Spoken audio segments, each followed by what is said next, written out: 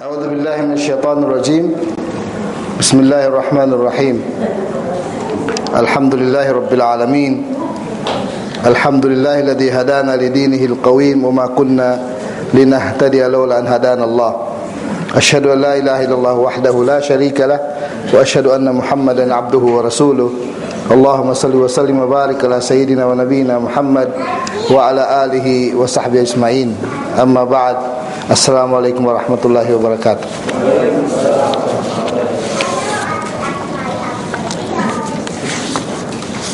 Mga kapatid,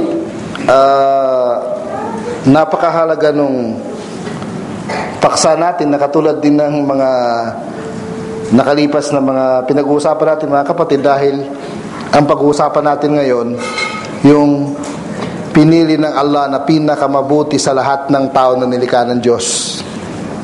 Sila ng pinakamabuti, wala nang higit pa sa kanila. Kaya sila ang pag-uusapan natin. Dapat nga, bawat isa sa kanila isang lecture, at least.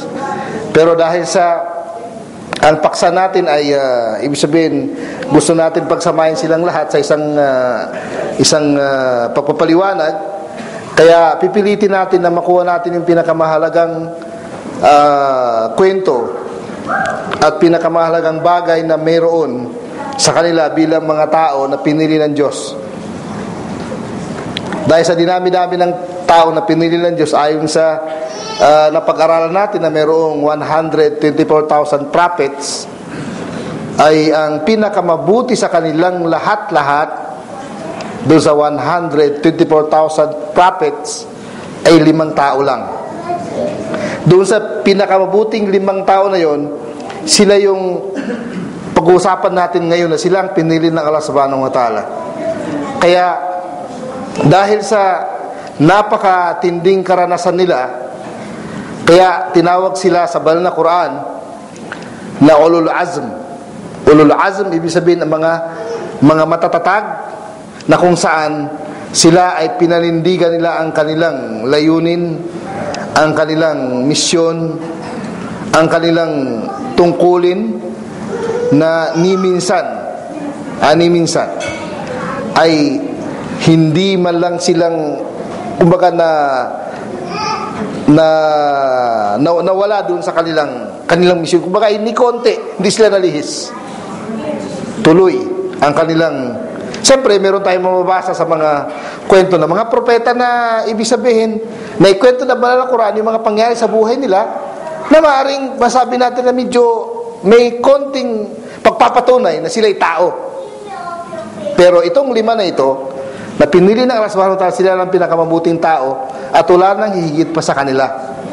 Na kung kaya kailangan, napakahalaga sa atin bilang mga Muslim na makilala man lang natin sila, kung sino sila, upang magkaroon tayo ng mabuting halimbawa sa ating paniniwala, sa ating pananaw, na sila ang pinakaunang tao na halimbawa natin.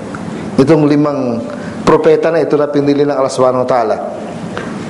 Naipaliwanag natin sa huling pakikita natin dito yung 2 sa kanila, pero gusto kong ulitin, gawa nung nagka-diferensya yung camera natin na hindi nakunan yon, para ibig sabihin maraming makinabang, ay nais kong ulitin yung paliwanag o pagkukwento, pagsasalaysay dun sa 2 naipaliwanag natin na buhay ng mga dakilang tao na ito na nilikha ng Allah subhanahu wa ta'ala bilang mga propeta at sugo ng Diyos. Kaya umpisa natin sa unang lumitaw sa kanila dito sa daigdig, doon sa 5 tao na yon, na walang iba kundi si Nuh alayhis salam. Si Nuh alayhis salam na tinaguriang kauna-unaang sugo sa kadahilanan, ibig sabihin sa lahat ng mga propeta na una sa kanya ay mga propeta lang, hindi sila sugo. Siya ang unang-unang sugo. Bakit siya ang itinuring ng unang-unang sugo? Dahil siya ang unang-unang tao na ipinadala ng Allah sa mga taong sumasamba ng iba maliban sa Allah. Ibig sabihin ng mga naunang mga propeta ay wala naman silang natagpuan ng mga tao na hindi sumasamba ng iba maliban sa Allah. Kaya dito, ibig sabihin, nagumpisa ang mga matitinding pagsubok sa mga katulad nila na pinili ng Allah subhanahu wa ta'ala. Si Nuh alayhis salam ay nanggaling sa pinakamabuting pamilya. Siya ay napakabuting tao na sigurado naman hindi siya pipiliin ng Allah kung hindi siya mabuting tao. Nakatulad din na lahat ng mga propeta. Nga lang, itong 5 tao na ito o 5 mga matatatag at magigiting na mga taong ito ay meron silang katangian na hindi binigay sa iba. Sa pagiging matatag, sa pagtitiis, na nakayanan lang gampanan ng kanilang tungkulin, napakahirap na tungkulin.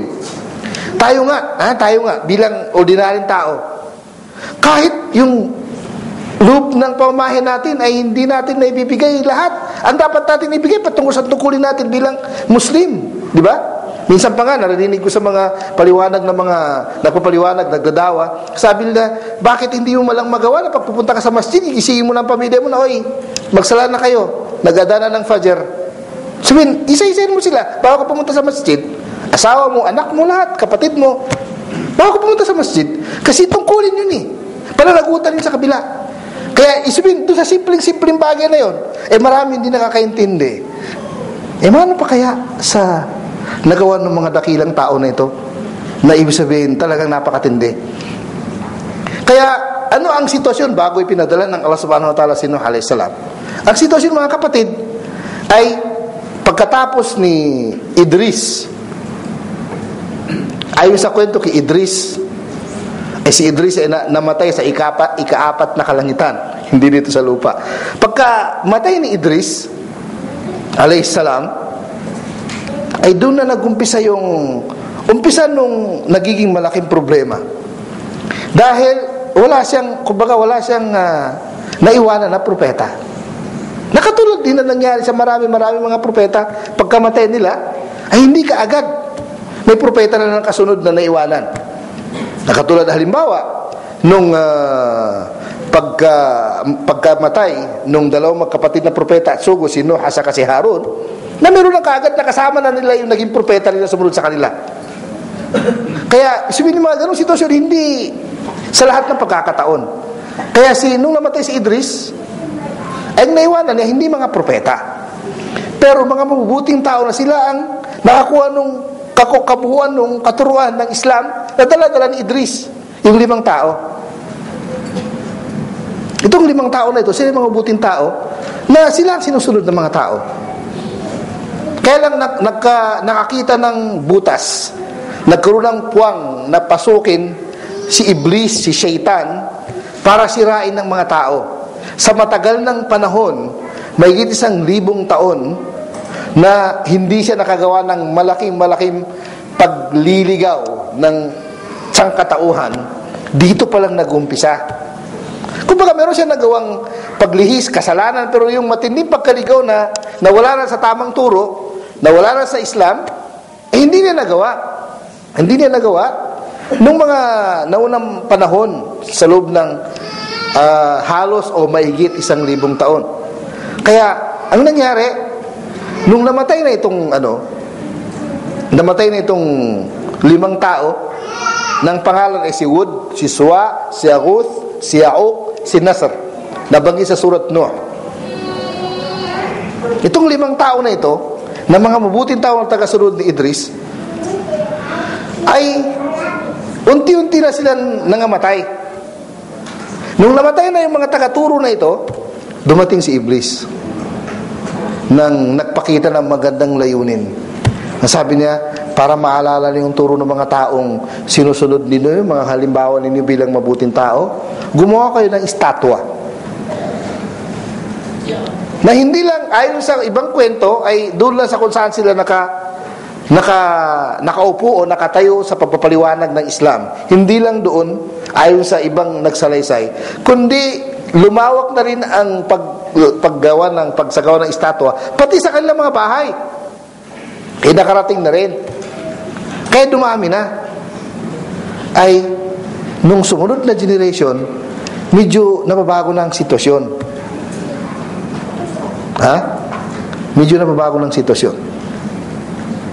Dahil medyo nakakalimutan na yung dahilan. Siyempre, ang isang generation, sabihin natin 50 to 70 years o ganun, 50 to 80 years na nakalipas na panahon, mahabang panahon na yun. Kaya yung dahilan ng mga magulang na inumpisahan ni Iblis na alam niya ang ano magiging bunga, ay nabago na sa panahon ng mga tao. Kaya sa sumunod na generation, yung pangalawa, sabihin, pangatlo na generation, nakalimutan na.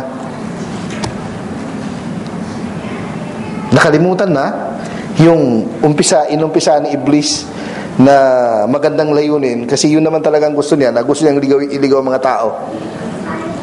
Kaya dumating si Iblis, sabi niya, yung mga ninunon nyo, yung mga kanununuan ninyo, mga lolo't lola nyo, na sila ang nagumpisa ng gawain ito, ay ginawa nila ito upang paglingkuran, upang yukuran, upang sambahin. Kaya doon nila sinamba. At matindi ng pagkaligaw ng mga tao. Actually, yung ganitong pangyari, mga kapatid, ay sa lahat ng generation, sa lahat ng tao ay palaging ibig sabihin, nangyari ang mga ganito, na ibig sabihin pag nakalimutan na yung dahilan, ang dami nang lumilito. Kaya ngayon tinatawag na bid'a. Ang bid'a, magumpisa sa maliit na kasalanan, hanggat maging malaking kasalanan, hanggat maging shirk. Nagumpisa sa maliit, naging malaki, at naging shirk. Ganun na nangyari sa kanila. Siyempre sa umpisa, ay okay lang, walang problema, kasi hindi naman nila sinasamba Pero nung dumating na ang pagkakataon na ito, kaya sinamba na nila. Nung sinamba na nila, at nung lumala na ang sitwasyon, doon pinili ng Allah subhanahu wa ta'ala si Nuh alayhi salam upang ipadala sa kanila. At lahat ng pamamaraan na ginawa ni Nuh sa pagpapaliwanag sa kanila upang may tuwid nila ang kanilang pagkakamali. Lahat ng pamamaraan ay ginawa ni Nuh. Pero kumbaga pwede natin sabihin na hindi nangyari yung inaasahan na mangyari. Katulad na banggit dito sa surat Nuh mismo, sabi ni Nuh ayon sa banal na Quran, wa inni kullama da'utuhum litaghfira lahum ja'alu asabi'ahum fi adanihim wastaghshaw thiyabahum wa asarru wastakbaru istikbara.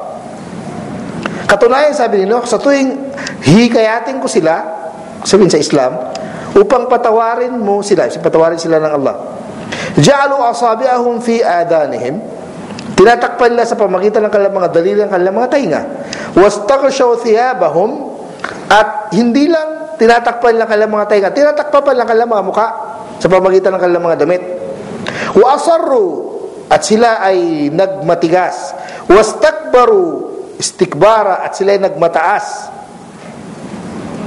hindi sila talaga sumunod. At sabi ni Nuh, thumma inni da'awtuhum jihara, pagkatapos ginawa ko sa kanilang ang pagpapaliwanag na lantad, thumma inni a'lantu lahum wa asrartu lahum israra, pagkatapos ng lantaran ay palihim ang aking pagpapaliwanag sa kanila, faqultu astaghfiru rabbakum innahu kana ghaffara, sinasabi ko sa kanila na magsibalik loob na kayo sa Allah at humingi kayo ng kapatawaran dahil siya ay mapagpatawad. Pero wala pa rin. Kaya matagal yun na panahon, matagal na panahon na si Nuh alayhi salam ay nagpapaliwanag sa kanila ng iba't ibang pamaraan ng paliwanag, lantad, lihim, umagat, araw, gabi, lahat ng pagkakataon ay walang iniwanan si Nuh upang may parating ang mensahe ng Islam. Isa sa mga sinasabi niya, sabi niya, ya qawmi abudullaha ma lakum min ilahin ghayru inni akhafu alaykum adhaba yawmin azim. Binabala niya sila, sinasabi niya, o aking sambayanan, sambahin niyo ang Allah dahil wala kayong dapat na sambahin kundi siya lang. Inni akhafu alaykum adhaba yawmin azim. Ako ay natatakot sa inyo sa parusa ng matinding parusa, sa pagdating ng matinding araw o matinding pangyari sa kabilang buhay, ibig sabihin. Subalit sa halip na Ibig sabihin sila ay maging katanggap-tanggap sa kanilang paliwanag ni Nuh alayhi salam. Pinagbibintangan pa nilang siya ay naliligaw. Siya ay nasisiraan. Kanilang sinabi, qala al-mal'u min qawmihi inna lanaraka fi dalalin mubin. Sabi ng mga sambayanan niya, lalo yung mga mga matataas sa kanila, mga kinikilala sa kanila, sabi nila, inna lanaraka fi dalalin mubin. Sabi na, nakikita namin matindi na ang pagkaligaw mo. Tingnan nyo, kahit tungo sa kabutihan ay naliligaw sa kanilang paningin. Anong sagot ni Nuh alayhi salam? Sabi na, qala ya qawmi laysa bi dalala walakinni rasulun min rabbil alamin. Hindi ako naliligaw o aking sambayanan, kundi ako ay sugo na mula sa takapaglikha ng sanglibutan. Uballighukum risalati rabbi, at pinaparating ko sa inyo ang mensahe ng lumikha sa akin. Wa ansahu lakum, at ako ay nagpapayo at mabuti ang aking layunin para sa inyo. Wa a'lamu minallahi ma la ta'lamun, at ako ang nakakalam ng maraming bagay patungkol sa Allah na hindi niyo alam. Marami akong alam patungkol sa Allah na hindi niyo alam, dahil ako ay pinili ng Allah bilang propeta at sugo niya. Kaya maraming ginawa si Nuh alayhi salam. Araw-araw, gabi-gabi, halos wala siyang tulog, makakasunod-sunod na mga taon ng mahabang panahon. Subalit, sa tuwing siya ay lalapit sa kanila, tatalikuran nila, tatakasan nila, lalayuan nila. At patuloy si Nuh alayhi salam na nagpapaliwanag sa kanila sa lahat ng kaparaanan. Pero hindi pa rin umubra. Gabi at araw, ano man ang sitwasyon, sa anumang lugar, kaya dumating sa punto na umabot na ang kanyang pagpapaliwanag sa kanila ng 900 na taon at 50. 950 years. Napakatagal. Fama amana ma'ahu illa qalil. Walang naniwala sa kanya kundi konti lang. Ayon sa isang paliwanag, 10 lang. Pero ang pinakamarami na nabanggit sa hadith ay 80 katao lamang ang sumunod sa kanya sa loob ng 950 taon. 80 katao lang. Pero hindi siya hanggat hindi sinabi ng Allah sa kanya na, sabi niya, Nuh, tapos na ang misyon mo. Wala nang maniwala sa kanila. Kaya hanggang dyan ka na lang. Hindi siya tumigil. Kung hindi siya pinagsabi ng Allah ng gano'n, tuloy-tuloy siya. Kaya matindi na ang pakipagtalo, at saka yung mga tao ay sa halip na si Nuh ang mapapagod sa pagpapaliwanag at pakipagtalo sa kanila o pagpapaliwanag sa kanila, sila nang napagod. Yung mga tao nang napagod. Anong sabi nila? Qalu ya Nuh qad jadaltana fa aktharta jidalana fa'tina bima ta'iduna in kunta minas sadiqin. Sabi nila, Nuh, marami ka nang sinabi. Matagal ka na nakipagtalo sa amin. At marami ka nang nasabi sa amin. Na kung kaya, di ba dapat na hayaan mo nang dumating na yung babala, hamon na ginawa mo sa amin na kung pag hindi kami sumunod, mangyari ang ganito at ganon. Anong sagot ni Nuh?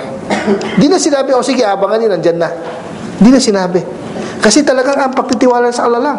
Sabi niya, qala inamay atikum bihillah. Ang magpaparusa sa inyo, na sinasabi ko sa inyo na parusahan kayo kapag hindi kayo sumunod, ang Allah, hindi ako. Insya, kung gugustuhin niya. Wa ma antum bimu'ajizin. Subalit kapag nangyari, wala kayong kakayanan, ni konti, wala kayong kakayanan upang labanan ng parusang yaon. Wala yanfa'ukum nushi in aradu an ansaha lakum in kana Allah yuridu an yughwiyakum.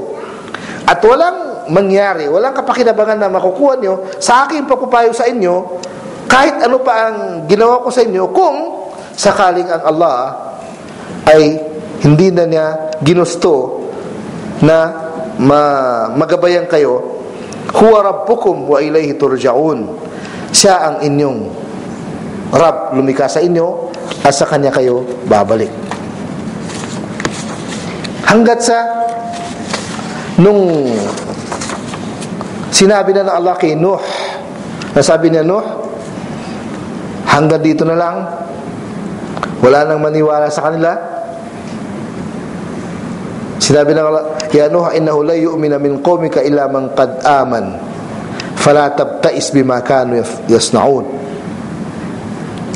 Sinabi ng Allah kay Nuh, o Nuh, wala nang maniwala sa iyo kundi kung sino lang ang naniwala, yun na lang, wala nang susunod. Ibig sabihin, tapos na ang mission mo. Tapos na ang mission mo. Wala nang maniwala sa kanila, sa iyo. Kaya hanggang dito ka na lang. Kung baka tumigil ka na. Allahu Akbar. Hindi siya napagod. Kung hindi siya pinatigil ng Allah subhanahu wa ta'ala, hindi siya napapagod. Kaya dahil doon na siya nanalangin. Nung sinabi na ng Allah subhanahu wa ta'ala na wala nang maniwala sa kanila, doon siya nanalangin laban sa Allah, laban sa kanila. Anong sabi ni Nuh? Sabi niya, wa qala Nuh, rabbi la tadar ala al-ardi min al-kafirin dayara innaka in tadarhum yudillu ibadaka wa la yalidu illa fajiran kaffara. O Allah, wag ka nang magpanatili ng anumang lugar sa kalupaan o saan mang lugar sa kalupaan na upang magiging tirahan ng mga walang pananampalataya. So, wala nang matirang lugar sa kalupaan. Sa anumang kaparaanan, yun ang panalangin ni Nuh. Innaka in tadarhum yudillu ibadak. Dahil kung meron pa matitira sa kanila, ililigo pa nila ang iyong mga alipin. Wala yalidu illa fajiran kafara, at wala na silang, lahat ay papanganak nila ay magiging masama na rin.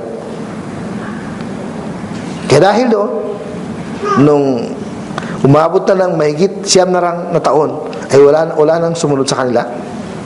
At sinabi na ng Allah na wala nang maniwala. Kung sino naniwala na sa'yo, yun na lang, wala nang susunod. Kumbaga, doon pa tumigil si Nuh alayhi salam. Tumigil na siya ng paghihikayat sa kanila, pagdadawa.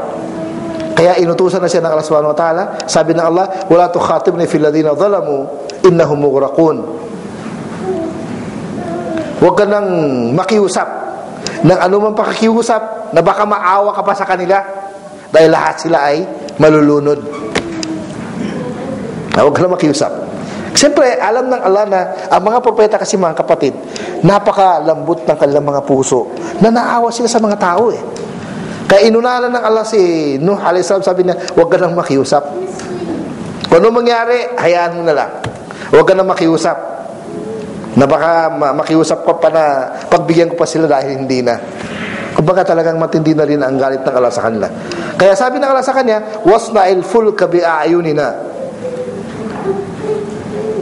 Gumawa ka ng bangka, yung arko na tinatawag na arko ni Noah, na ayon sa turo na ibibigay namin sa iyo.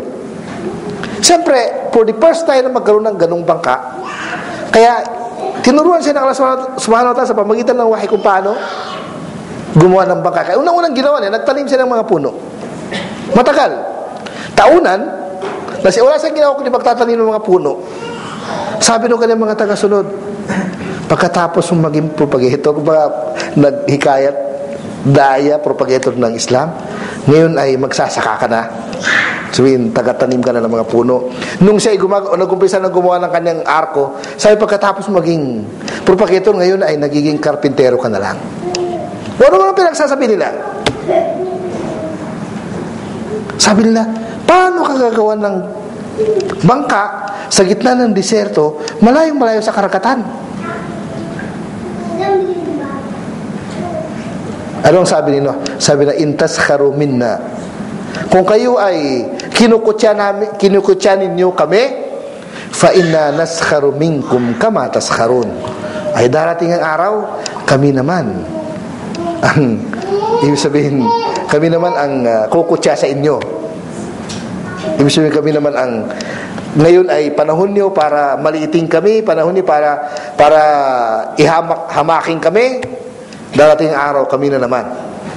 Ibig sabihin nino, pagdating ng araw na dumating na ang parusa ng Allah subhanahu wa ta'ala, ay kami na naman ang manunod sa inyo, kayo naman ang maging kawawa.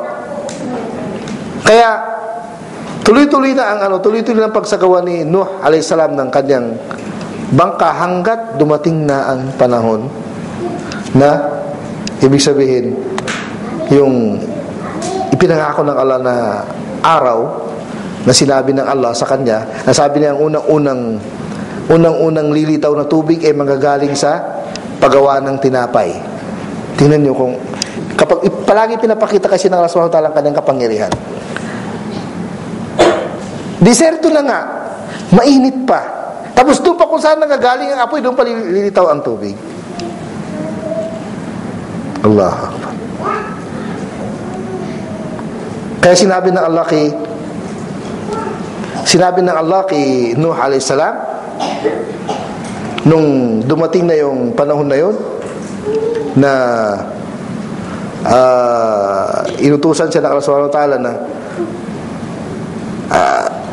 magdala siya ng bawat isang hayop, sabihin klase ng hayop ay magkapares, babae at lalaki.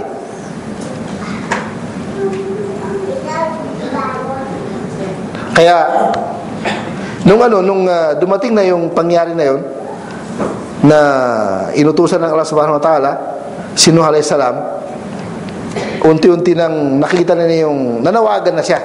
Nakapagtataka. Hindi niya pinagdadala yung mga hayop. Nadali niya dun sa kanyang arko. Nanawagan lang siya. Isa-isa.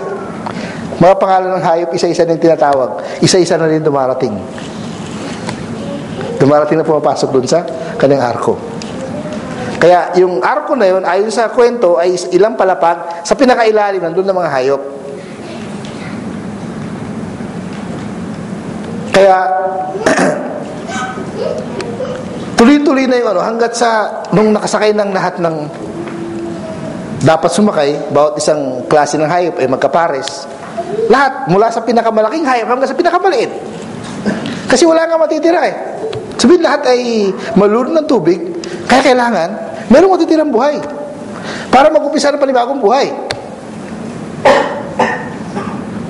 Kaya sumakay na rin yung mga tagasunod ni Nuh alayhis salam. Pero yung kanyang asawa, actually, namatay na bago pa nangyari ito. Pero hindi sumunod sa kanyang asawa. Ito ang naging problema ni Nuh alayhis salam nung nakasakay na sila. Hinahanap na yung kanyang anak na lalaki, na isa. Hindi niya makita. Pagkatapos, nakita niya sa malayo na lumalayo sa kanila. Tapos nandun na yung tubig, marami ng tubig. Kasi yung tubig ay mula sa taas at mula sa baba. Merong galing sa taas, sa baba, na nagsusulputan na yung mga tubig. Meron naman galing sa taas. Sabi ng Allah sa banal na Quran, وَفَجَّرْنَا الْأَرْضَ عُيُونًا فَالْتَقَى الْمَاءُ عَلَى أَمْرٍ قَدْ قُدِرَ وَحَمَلْنَاهُ عَلَى ذَاتِ أَلْوَاحٍ وَدُسُرٍ. Nung lumitaw na yung tubig galing sa baba, lumating na yung tubig galing sa taas. Faltaqal ma, nagpang-abot yung parehong tubig mula sa baba at mula sa taas. Kaya malaking talagang ayon sa hadith, kung di ako nagkakamali, umabot ng ang taas ng tubig mula sa pinakamataas na bundok ay umabot ng lumagpas pa sa pinakamataas ng bundok ng 17 dira. Itong dira, hindi ko alam kung ito hanggang dito. Ang malaga ay parang 17 yarda. Ang taas pa nung tubig doon sa pinakamataas sa bundok. Talagang nalulun ng mundo. Wala na tira. Allah. Kaya bago pa nangyari yun, nakita niya yung anak niya. Sabi niya, inabni min ahli. Sabi niya, Diyos ko, ang anak ko ay kasama sa pamilya ko. Anong ibig niya sabihin? Kasi pinangakuan siya ng Allah na ang pamilya niya ay maliligtas. Sabi niya, paano? Mukhang malulunod ng aking anak. Di ba pamilya ko siya? Anak ko siya? Wa inna wa'adaka al-haq. Sabi niya, pangako mo ay totoo. Sabi niya, sa Allah, pangako mo ay totoo. Bakit mukhang malulunod ng anak ko? Kasi yung anak niya ay hindi niya alam, kasi yung anak niya palaging nag-iisa. Hindi nakisama sa mga tao. Akala niya sa pag-iisa ng anak niya palagi ay naniwala sa Diyos. Hindi niya nakita yung anak nila, hindi sumusunod sa kanya. Akala niya ay sumusunod sa kanya. Kaya siya kumbaga ganun ang kanyang pananaw. Na nakala niya, mananampalataya yung kanyang anak. Ano ang sabi ng Allah sa kanya? Sabi niya, innahu laysa min ahlik, innahu amalun ghairu salih. Sabi niya, hindi mo siya anak. Dahil ang kanyang siya ay hindi siya naging salih, hindi siya naging mabuting tao. So, hindi siya kabilang sa mga mananampalataya. Fala tukhatibni fil ladina dhalamu innahum mughraqun. At wag mo na akong kakausapin patungkol sa mga masama dahil lahat sila ay malulunod. Kaya tapos na. Hanggat sa nung nalulunod ng lahat, maliban doon sa nakasakay sa arko, at yung alon ay kasing laki ng mga malaking bundok kung saan-saan sila. Pero ayon sa kwento, ay umikot ng 40 ikot yung arko. Nung naka-40 ikot na, nawala na yung tubig. At ang iniikutan niya yung Kaaba. Allahu Akbar. At saan dumaong yung arko ni Noah? Sa Al-Judi. Wastawat al-Judi wa qila bu'dan lil qawmi dhalimin. Doon sa bundok ng Al-Judi na malapit sa Iraq, halos pagitan ng Iraq at saka Turkey. Kaya doon na natapos yung kwento na matinding kwento sa buhay ni Nuh alayhis salam. Kaya doon nag-umpisa, kumbaga, kung si Adam alayhis salam ang unang-unang tao at sa kanya nag-umpisa ang lahi natin, ay nung nawala ang lahat ng lahi ng tao, natira lang yung pamilya o yung mga taga-sunod nito, doon naman nag-umpisa panibagong lahi. Kaya nag-umpisa ulit. Kung ang pinaka-authentic na paliwanag yung patungkol sa 80 katao, ibig sabihin 80 katao lang natira. Kaya yun yung patungkol sa kwento ni Nuh alayhis salam, na isa sa mga dakilang sugo na napakatindi ng kanyang naranasan dahil umabot siya ng mahigit 9 na taon na nagpapaliwanag ng Islam. Ngayon, sa pangalawang propeta, si Ibrahim alayhis salam, Ibrahim al-Khalil, tinawag na al-Khalil dahil siya ay kaibigan ng Allah subhanahu wa ta'ala. Si Ibrahim alayhis salam pinanganak sa Babil, sa Babylonia, sa lugar na tinatawag na Ur. Doon siya pinanganak. Nung siya ay nagkaisip niya, nakita niya na ang kanyang ama na naglililok ng mga imahe, mga iribulto. Anong sabi niya? Yung bata pa lang. Sabi niya, ya abati lima ta'budu ma la yasma' wa la yubsir wa la yughni anka shay'a. Sabi niya, aking ama, paano mo sinasamba ang hindi nakakarinig, hindi nakakita, at wala kang pakinabang sa kanya? Sabihin, unang-unang pinagdalawa na bata pa lang ang kanyang ama. Kaya bata pa lang si Ibrahim alayhis salam ay, kumbaga, nakita na yung kanyang pagiging mabuting tao, bata pa lang. Kaya inumpisa na yung kanyang da'wa sa kanyang tatay. Hanggat sa isang araw, na yung araw na yun ay piyesta. Kumbaga sa atin, piyesta. Piyesta ng mga musyrik, mga pagano. Ay bago sila pumunta doon sa lugar na kung saan ang piyestahan, dumaan muna sila sa kanilang bahay-sambahan, sa simbahan. Kaya nung nakita niya yung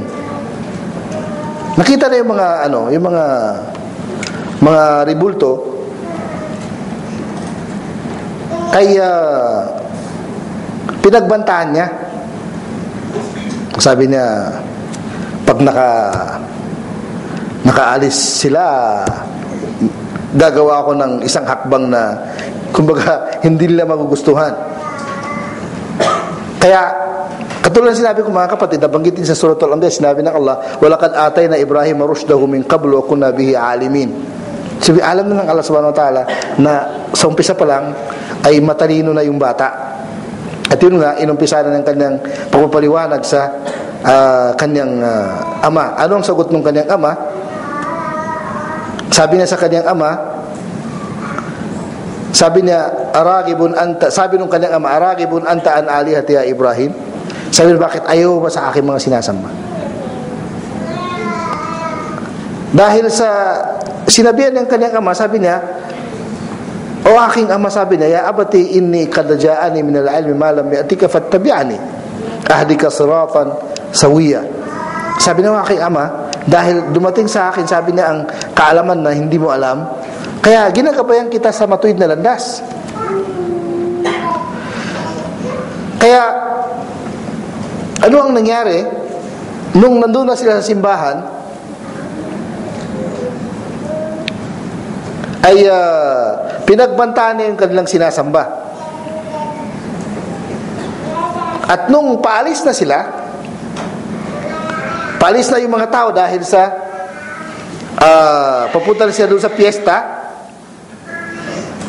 Dahil sa papunta na siya doon sa piyesta, nagpanggap siya, sabi niya, dito lang muna ako dahil ako ay masamang pakiramdam ko, may sakit ako. Kaya nagpaiwan siya.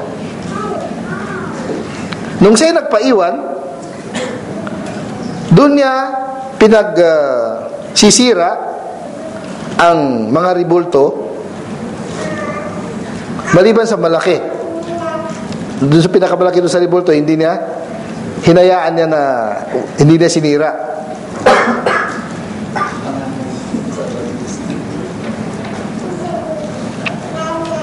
Kaya sabi niya, وَتَاللَّهِ لَأَكِيدَنَّ أَصْنَامَهُمْ بَعْدَ أَنْ تُوَلُّوا مُدْبِرِينَ. Sabi niya, sumusumpa ako sa Allah, gagawa ko ng masamang hakbang laban sa kanilang mga sinasamba kapag sila ay nakaalis na. Kaya sabi dun sa kwento sa Banal na Quran, sa Surah Al-Anbiya, فَجَعَلَهُمْ يُذَادًا إِلَّا كَبِيرًا لَهُمْ. Kumbaga pinagpuputol-putol niya sa pamagitan ng palakol maliban doon sa pinakamalaki. Nung sila ay nandun na, para ibig sabihin para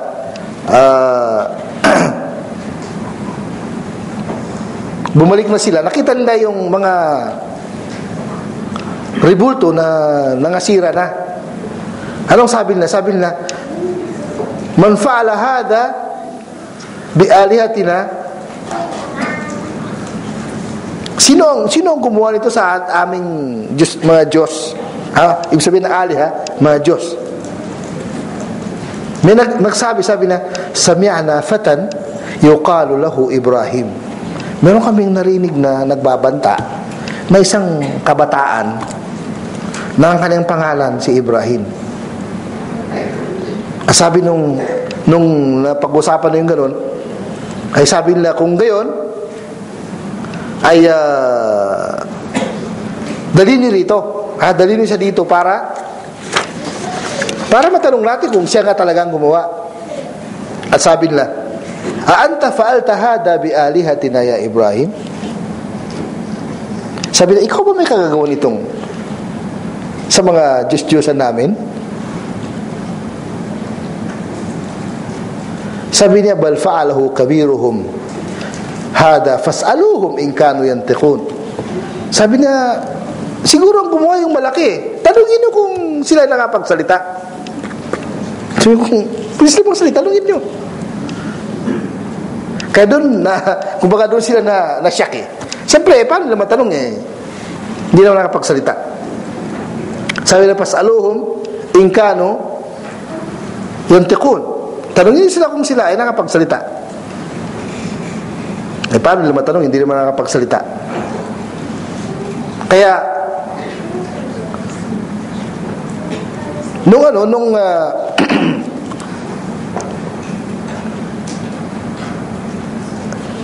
nung binalikan nila yung kumbaga talino nila ay hindi sila makasagot, nagkasundo sila na parusahan nila si Ibrahim a.s. Kaya ang napagkasunduan nila, isusunugin nila. Kaya isang buwan, wala silang ginawa kundi mag-ipon ng mga panggatong. Isang buwan. Kung saan-saan nang galing, sa iba't ibang lugar, ang panggatong para sunugin si Ibrahim a.s. Kaya tumaas yung nakatambak na panggatong ng kasilaki na ng bundok. Kahit nga, ayon sa kwento, kahit nga yung mga babaeng buntis na umaasa na sana ay manganganak ng mabuting panganganak, ay sabi niya, sana maging mabuting aking panganganak at magiging mabuting aking sanggol, ay para mangyari yun, tutulong ako sa pagdala ng panggatong. Kaya pati yung mga babae na mga may dinadalang tao ay tumulong. Nung sinilabad na yung maraming panggatong, talagang matinding apoy na. Hindi na malapitan. Kaya gumamit sila ng parang malaking tirador na para lang may tapon na si Ibrahim a.s. Ayon sa kwento, yung mga anghel sa kalangitan ay talagang nakakagulo-gulo na sila. Siyempre, alam mo mabuting tao. Sabi nga nung anghel ng ulan, sabi na ako, kumbaga talaga nakaantay na ako kung kailan ako tatawagin na magpaulan na ako. Pero mas mabilis yung utos ng Allah dun sa apoy. Faqulna ya naru kuni bardan wa salaman ala Ibrahim. Sabi ng Allah, sinabi namin na, o apoy, magiging malamig ka at maging kapayapaan para kay Ibrahim. Kaya naging malamig yung apoy. Bago pa nangyari yun, dumating yung anghel ng hangin. Siyempre kasi, para mawala yung apoy, kailangan ay marami ng, kumbaga lahat, si Jibril nandoon. Ang nagawa ni Jibril ay dahil sa pinawisan si Ibrahim a.s. ay pinupurasan ng pawis sa mukha. Dumating yung anghel ng hangin. Sabi na, Ibrahim, anong kailangan mo sa akin? Sabi na, kung sa'yo, wala. Hindi sa'yo ang kailangan ko.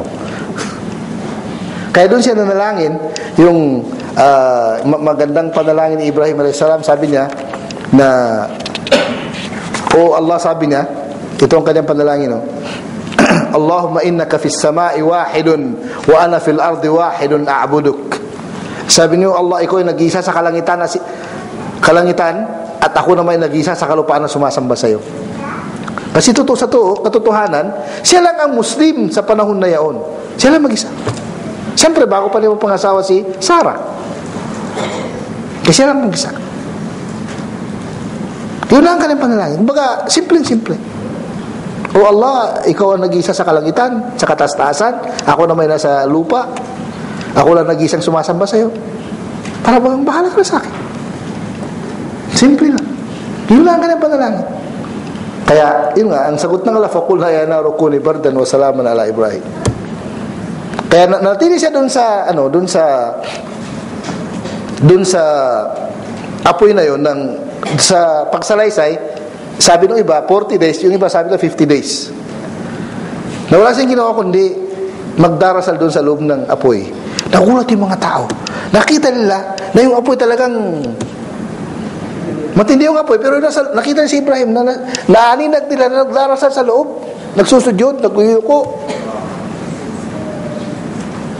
Una nakita nakapansin ng tatay niya.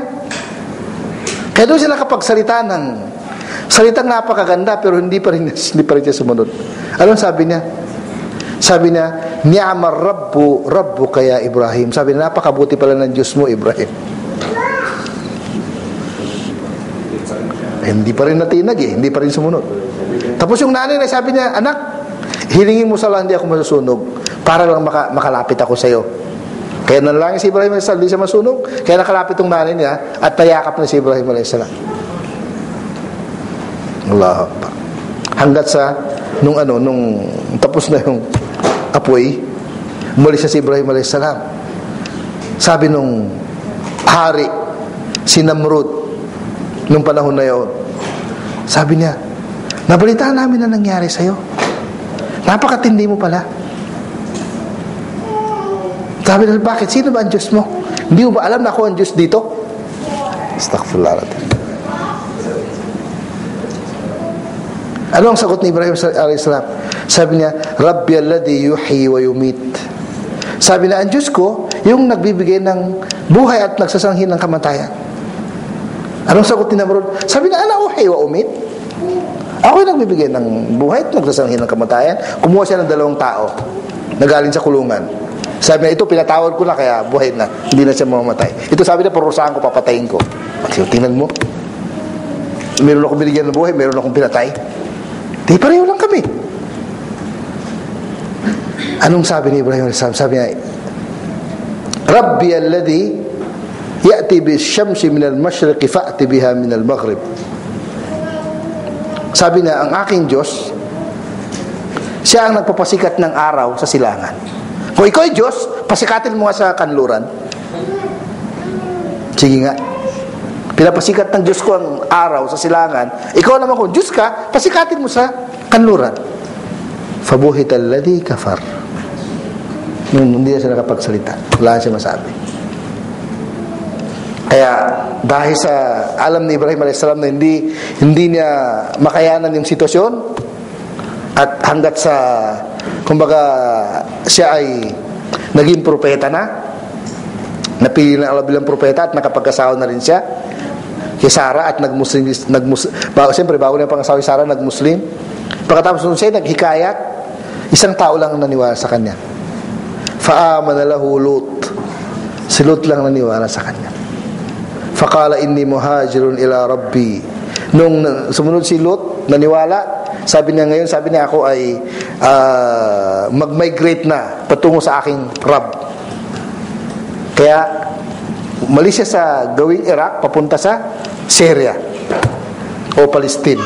Kaya napunta siya sa Palestine. Nung napunta siya sa Palestine, siyempre para bilang propeta ay umiikot din hanggat nakarating siya ng Egypt. Nung siya nakarating ng Egypt, ang hari doon ay masamang tao. Pag nakita siya ng magandang babae, lalo kapag may asawa, pinapakialaman niya. Kaya yun yung ayon sa kwento kay Ibrahim alayhis salam, pangatlong white lie ni Ibrahim alayhis salam na totoo.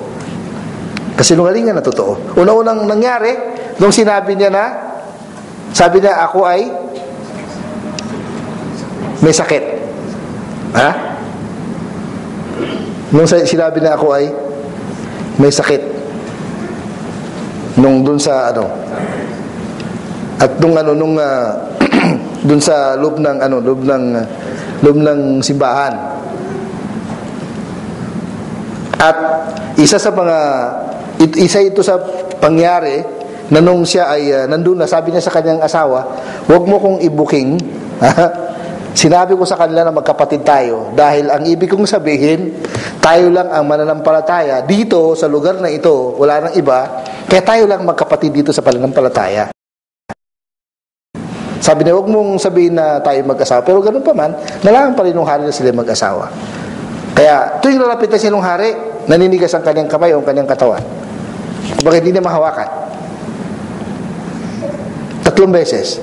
Tuwing mangyari yun, sabi niya, ipanalangin mo ako sa Diyos mo, nagagaling ako, magagaling. Babalik na naman hanggat sa pangatlo. Nung pangatlo na, tinawagan na yung kanyang mga gwardiya, kanyang mga sundalo. Sabi niya, yung dinala sa akin na ba, hindi ito tao, syaitan.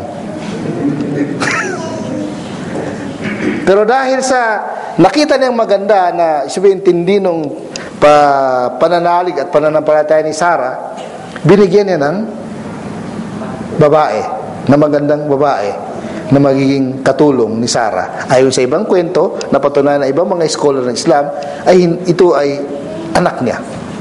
Anak ng hari ng Egypt. Anak man niya o hindi, ang mahalaga, binigyan niya. Okay, hanggat nakabalik sila ulit sa Palestine. Nung nakabalik sila ulit sa Palestine, ay alam niya na nung pa ay nanalangin na si Ibrahim alayhis salam na siya magkaanak.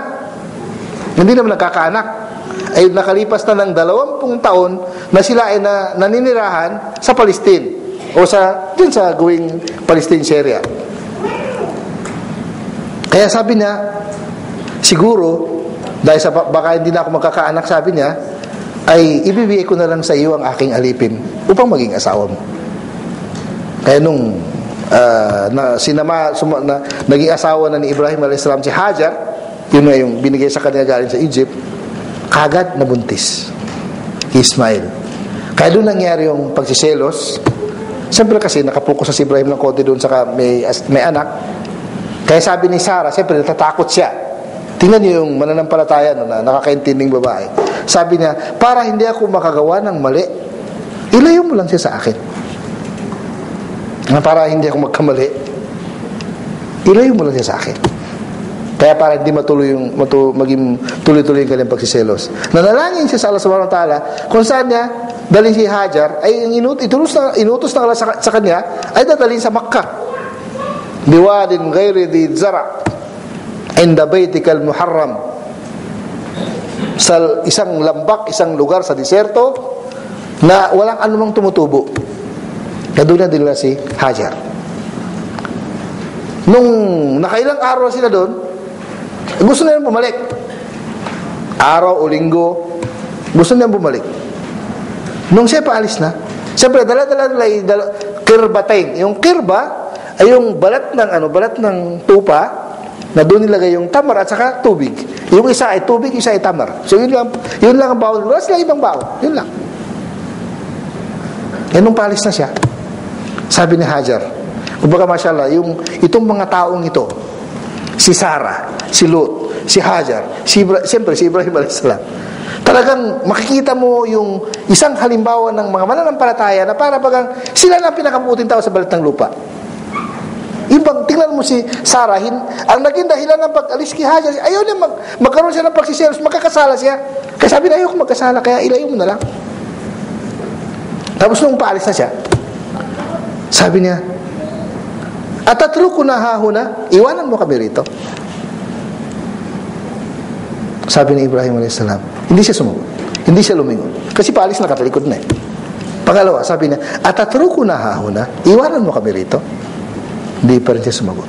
Pangatlong tanong niya, sabi niya, Allahu amaraka bidalik, ang Allah ba nagutos sa'yo na iwanan mo kami rito? Sabi niya, Allahu amarani bidalik, ang Allah ang nagutos sa akin na iwanan ko kayo rito. Anong sagot nung isang napakatatag na babae? Sabi niya, idan lay yudayya'an Allah. Sabi niya, kung ang Allah ang nagutos sa'yo na hindi kami iwanan kami rito, ay hindi kami pababayaan ng Allah. Saan, gaano kabigat? Kung titimbangin ng pananampalataya ni Hajar, sino kaya maging katumbas ng tao? Babae man o lalaki? Mukhang mahirapan. Mahirap hanapin ang katumbas na katulad niya. Sabi na, kung Allah ang nagutos sa'yo, hindi kayo pabayaan ng Allah. Allah. Okay. Hanggang sa naubos yung pagkain. Naubos yung pagkain, umiyak na yung bata. Talagang mamamatay sa kayak yung bata. Siyempre nanay, kahit sinong nanay, kahit sinong magulang. Kaya naghahanap siya, baka sakali meron akong makitang tao na dumadaan, mabigyan kami ng anumang makain o mahinom.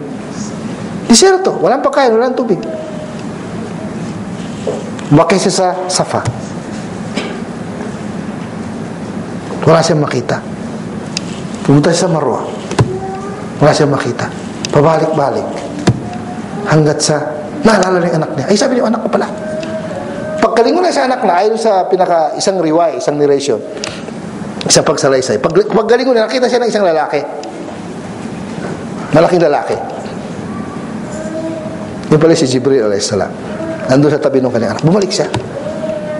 Tapos nakita niya na, nung ginalaw sa pamagitan ng pakpak ni Jibril yung isang bato, mula doon, lumabas yung tubig. Ibang sa paani sa pamagitan ng paa ni Ismail, pero ang pinaka-authentic na kwento si Jibril. Kaya nakita niya yung tubig.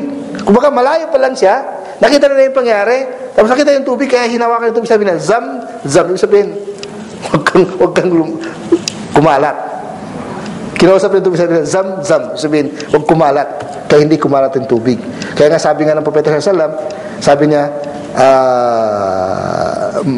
minahal ng Allah subhanahu wa ta'ala si Hajar, kung hindi sa pamagitan ng kanyang pag-utos sa tubig, baka magkaroon ng malaking baha. Babaha ang Makkah. Allahu Akbar. Kaya, nung meron silang tubig, di meron silang kabuhayan. Bago umalis si Jibril, sabi niya, itong alagaan mo, itong anak mo. Dahil sabi niya, paglaki nito ay meron siyang magandang kinabukasan at sila ang magtatayo ng tahanan ng Allah dito sa lugar na ito, siya at ang kanyang ama. Siya at ang kanyang ama. Umalis na si Jibril. Pagkatapos, pagkalipas ng ilang araw, ay napadaan yung mga taga-Yemen, yung mga Jurhum. Nakita nila na may tubig, humingi sila ng pahintulot kay Hajar, kung pwede siyang manatili doon, nagpinahintulutan siya. Hanggat sa nakabalik na naman ulit si Ibrahim alayhis salam, na malaki na si Ismail. Pagkatapos nun, pagbalik niya ay nakita rin ang maganda ng sitwasyon. Balik siya uli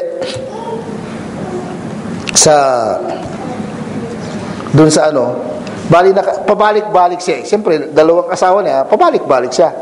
Balik siya ng Makkah at saka Palestine, Makkah-Palestine. Doon sa pag ginawa niya pabalik-balik na yaon, unang-una nangyari doon, yung pagputos ng Allah, nakita niya sa panaginip na isasakripisyo na si Ismail alayhis salam. Nung kumbaga malaki na si Ismail, kumbaga kaya na niyang magtrabaho, kaya na niyang sumama sa kanyang ama para gawin na anuman ang gusto ng kanyang ama. Kaya doon nung pinanaginipan niya yun, ay gusto niyang tuparin ang panaginip. Kaya tinanong niyang, sabi niya, ya bunayya inni ara fil manami anni adbahuka fanzur madha tara. Sabi niya, anak ko, nakita ko sa panaginip na sinasakripisyo kita. Ano ang masasabi mo? Tingnan yung lahat ay mga talagang sumuko sa Allah subhanahu wa ta'ala. Anong sagot ni Ismail alayhis salam? Sabi na, ya abati fa'al ma tu'mar, satajiduni insya'allahu minas sabirin. Sabi na, o aking ama, gawin mo pinag-utos sa'yo at tiyak makikita mo ako, matatagpuan mo ako na ako ay kabilang sa mga matatatag at matiisin. Nung dinala doon sa lugar, diyan sa Mina, nakita mo yung Mina, meron tinatawag na lugar na tinatawag na Majar al-Kabsh. Doon dumaan yung hayop na ipinalit kay Ismail alayhis salam. Nung sabi ni Ibrahim alayhis salam sa kanyang anak si Ismail, huwag kang tumingin, huwag mong tingnan yung gagawin ko sa'yo. Kumbaga talagang pinatalas na yung kanyang yung kanyang pangkatay. Hindi tumatalab, nakailang beses. Sabi niya, tay, lakasan mo pa, baka kulang pa. Allah Akbar. Sa pangatlo, kumbaga narinig niya yung sagot ng Allah subhanahu wa ta'ala. Sabi niya, Ibrahim, qad saddaqta ar-ru'ya. Sabi na, o Ibrahim, ngayon tinupad mo na yung nakita mo sa panaginip, nakapasa ka na. Kumbaga sa examination, pasado ka na. وَفَدَيْنَاهُ بِذُبْهٍ عَظِيمٍ. Pinalitan namin, sabi ng Allah, ng napakagandang hayop na galing sa paraiso, na yun ang kanyang nakatay. Allah. Ayun ang kanyang nakatay, hindi si Ismail. Okay, pagkatapos ng pangyari doon, bumalik siya sa Palestine, at doon nangyari yung dumating ang kanyang mga bisita na mga anghel. Kaya nung dumating mga anghel, hindi niya alam na sila pala yung mga anghel. Kasi nagmukha sila ng tao. Kagad nagluto siya ng batang baka na inihaw. Naghanda siya ng pagkain. Nung hinaing na yung niluto niyang baka, nakita niya yung mga bisita niya, hindi sila umahawak man lang. Natakot siya. فأوجس منهم خيفة فلما رأى أيديهم لا تصل إليه نكرهم فأوجس منهم خيفة. Nung nakita na niya, hindi man lang nila hinawakan yung natakot siya. Anong sabi ng mga anghel? Sabi niya, huwag kang matakot. Dahil hindi kami kakain. Hindi kami tao.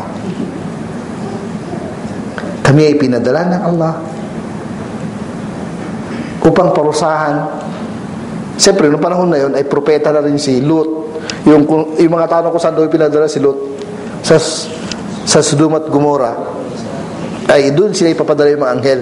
Sabi na pinadala kami ng Diyos upang parusahan ang sambayanan ni Lut. Narinig nung asawa na si Sarah, natuwa siya dahil paparusahan na yung mga masama. Kaya siya napangiti. Lumapit siya. Nung paglapit niya, sabi niya, isa pang misyon namin ay dala namin ang magandang balita na makakaroon kayo ng anak mag-asawa. Sabi ni Sarah, alidu ana ajuz wa hada ba'ali shaykha. Sabi niya, ako magkakanak pa? Matanda na ako. At saka yung unang-una sabi niya, ako ay baog. At ang asawa ko naman sabi niya, matanda na. Anong sagot ng mga anghel? Sabi niya, ata'ajabina min amrillah? Natakot ka, nangangamba ka ba o nagtataka ka ba sa kautusan ng Diyos ng Allah subhanahu wa ta'ala? Kaya doon, sabihin, sabihin, nabuntis si Sarah, na matanda na silang mag-asawa, ngayon kay Ishaq alayhis salam. Kaya yun yung dalawang pinanggalingan ng dalawang lahi ng mga propeta, si Ishaq at saka si Ismail. Kaya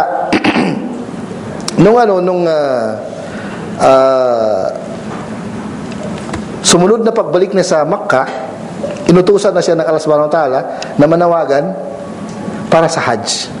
Ito siya, sabi ng Allah, wa'addin fin nasi bil hajj ya'tuka rijalan wa ala kulli dhamirin ya'tina min kulli fajjin amik liyashhadu manafi'a lahum.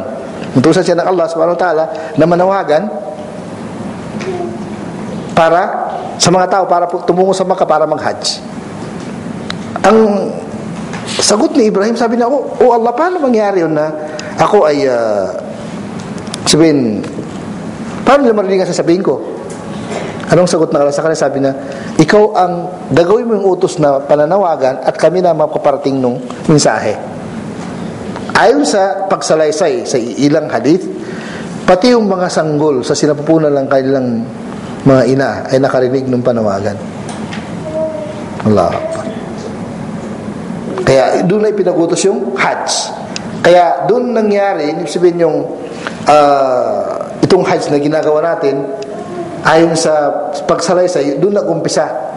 Kaya kung paano yung nangyari sa buhay nila, yun na lang nila, kumbaga, ginagaya natin bilang pagpapatunay doon sa pagsunod na kung paano nila sinunod ang utos ng Allah subhanahu wa ta'ala, kung paano nila pinapakita ang kanilang katatagan sa pananampalataya, ay yun ang ginagaya natin na baka sakali kung hindi man natin makuha ang kabuuan ng kanilang pagiging mabuti, ang kanilang gantimpala ay maambunan man lang tayo ng konti. Allahu Akbar. Kaya yung katulad nung sa Zamzam, katulad nung Sa'i, katulad nung sa Jamarat, dahil doon nga nangyari yung sabihin pag-udyok ni Shaitan sa kanila, katulad nung kung saan yung sabihin yung pagsakripisyo, siyempre sa halip na hindi naman tao, hindi hayop. Kaya yun yung mga kumbaga simpleng kwento sa buhay ni Ibrahim a.s. at napakarami niyang nagawang sakripisyo bilang propeta at sugo ng Diyos, isa sa mga dakilang tao na nilikha ng Allah subhanahu wa ta'ala. Kaya sila ay naging karapat-dapat na tawagin na Khalilur Rahman, pinaka kaibigan, pinaka mabuting malapit sa Allah na maawain na si Ibrahim a.s. Kaya nung ipinaliwanag ng propeta a.s. kung anong mukha ng mga propeta, kung nagbigay sila ng pagsalaysay, sabi na maliban kay Ibrahim, si Ibrahim sabi na wag na kayong magtanong kasi kamukha siya nung kausap ninyo. At siya'y namatay at nailibing sa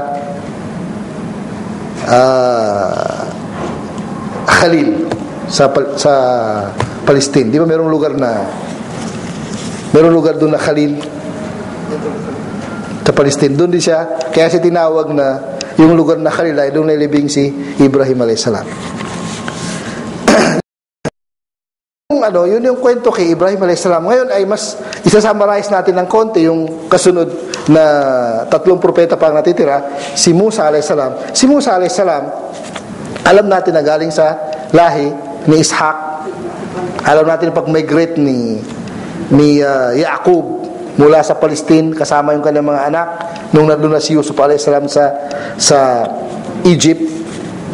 Doon ang galing yung lahi ni Musa a.s. sa lahi ni Yaqub.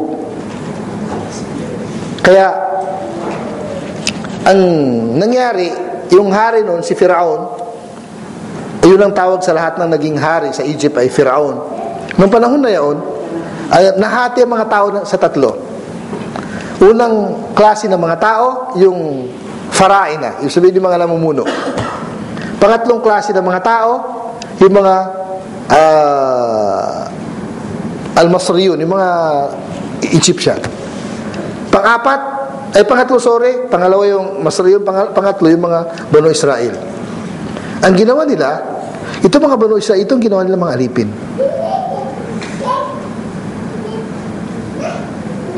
Kaya dahil doon, merong alam na nila na kwento ng mga naunang pang panahon.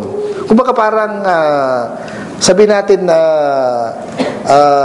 hula na naikwento na ng mga nauna pa mga tao, mga mabuting tao, mga propeta na manggagaling sa lahi nila ang makakakuha ng kaharian ni Firaun. Kaya kahit hirap na hirap sila sa pag-alipin sa kanila ng mga lahi o ni Firaun, ay tinitiis nila kasi sabi nila sa atin ang manggagaling yung makakakuha ng kaharian. May pangyari na si Firaun, ayon sa kwento, na naginip ng panaginip, na nakakita ng apoy na nanggaling sa Palestine. Dumating sa Egypt yung apoy. Sinusunog niya ang mga bahay ng mga Ehipto, maliban sa mga bahay ng mga angkan ng Israel, ni Jacob. Hindi nasunog. Tinanong niya ang kanyang mga manghula kung ano ibig sabihin nun. Sabi niya, ang ibig sabihin nun, ay ito yung katuparan doon sa sinasabi nila, na manggagaling sa lahing yan, yung lahi ng Israel, lahi ni Jacob, ang makakuha ng iyong kaharian. Kaya ang ginawa niya, pinapatay niya ang ipinapanganak na lalaki. Sabi nga sa banal na Quran, sabi nga, yudhabbihu abna'ahum wa yastahyi nisa'ahum. Pinapatay ni mga lalaki na sanggol na pinapanganak, yung mga babae pinapanatili na, hindi na pinapatay. Hanggat sa nakapag-isip yung mga Ehipto at saka yung mga pinakamataas na kumbaga level sa kanila, sabi nila kung papatay natin ang mga kalakihan nila, sino magsisilbi sa atin? Kaya na bago yung pamamaraan ni Firaun, sabi na okay, 1 taon panatilihin natin, wala tayong papatay. Susunod na taon ay doon natin papatayin yung mga ipapanganak sa angkan ng Israel. Noong unang taon na wala silang pinatay, doon pinanganak si Harun. Sa taon na hindi pinapatay ang sanggol na ipinapanganak. Pangalawang taon, sumunod na taon, napapatay nila ang ipapanganak galing sa angkan ng Israel. Doon naman pinanganak si Musa a.s. Tingnan niyo yung hamon ng Allah. Kung saan gusto lang patayin ng ano may